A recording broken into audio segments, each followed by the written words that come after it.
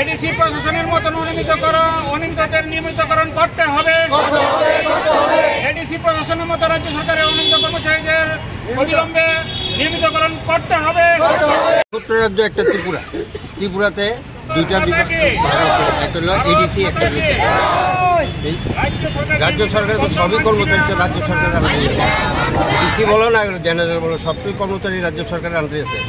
কিছুদিন আগে এডিসি যত অনিয়মিত কর্মচারী আছে সব নিয়মিত কর্মচারী, তাইলে এখন জেনারেল যেটা আমাদের যে রাজ্য সরকারের যে জেনারেল যে কোটা ধরে আছে এটার করে এটাতে রেগুলার করা তো দূরের কথা, এটার আরো বদ্ধ করে দেওয়া হয়েছে।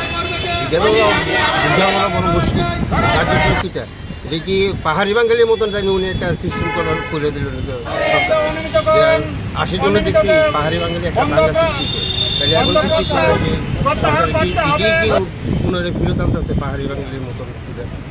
একটা এডিসির লোককে দেওয়া দিল সুযোগ সুবিধা, জেনারেল সরকারের কাছে অনুরোধ যে আমাদের কাছে অবিলম্বে অতি সত্ত্বে যাতে ওই তারা যে একটা অর্ডার বাই করছে যে অনিয়মিত কর্মচারীকে নিয়মিত করা হতো না, ওটাই ক্যান্সেল করে আমাদের যাতে নিয়মিত করা হয়। হইতেছে আগামী যে আন্দোলন দেবে সেই আন্দোলনে হয়তো আমরা মৃত্যুবরণ করতে